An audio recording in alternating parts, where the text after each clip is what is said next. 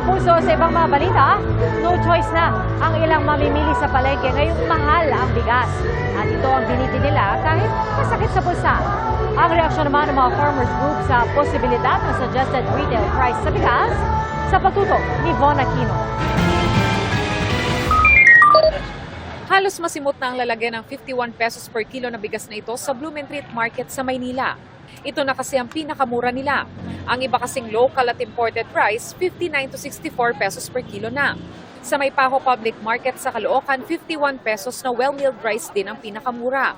Habang ang ibang klase ng bigas, 59 to 64 pesos per kilo na. Habang sa Trabaho Market, 53 to 65 pesos per kilo ang premium local rice at 53 to 60 pesos per kilo ang premium imported rice. Pero kahit may 51 pesos per kilo na bigas, ang mas mahal na 55 pesos per kilo ang binili ng karinderya owner na si Gomer Emlano. Hindi raw kasi ito madaling mapanis at mainam na pangsangag para sa kanilang patok na tapsilog. Tinataasan na lang nila ang presyo ng 1 cup ng kanin para makabawi sa pagmahal ng bigas. 10 lang dati talaga. Ngayon, 12-15 na ang bentahan. ang 58 pesos per kilo na bigas naman ang binili ni Jericho dahil ito na ang nakasanayan ng pamilya. Sabi kasi nila dati, bababa na eh. Ngayon, ganun pa rin. Sabi na nagtitinda ng bigas, wala silang kikitain kapag pinababa nila sa 50 pesos per kilo ang bigas. 20 to 30 pesos daw kasi ang itinaas ng kada sako ng bigas, local man o imported. Alanganin po i-50 dahil 50 na po ng 2 piso to 3 piso lang per kilo amin dyan.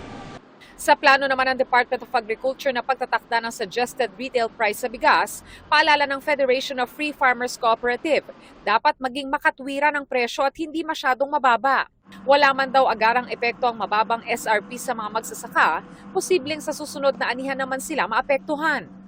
Although right now hindi maapektuhan yung farmer, pagdating sa next harvest season, babawi yung mga trader, yung farmer ang kawawa. Babawiin ng mga trader yung losses nila by buying palay at a low price. Sabi naman ng Samahang Industriya ng Agrikultura o SINAG, posibleng magkaroon ng epekto sa importation ng pagtatakda ng SRP. Ang dagdigan na presyo ng bigas talagang mataas. Itong February kasi more or less majority ng nasa merkado niyan is sabi natin aabot ng 50% to 60% yung imported.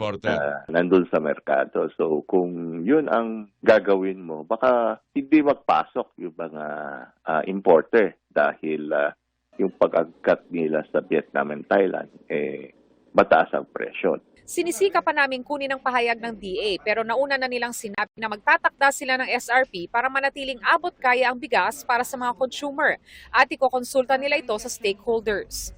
Para sa GMA Integrated News, Von Aquino, Nakatutok, 24 Oras.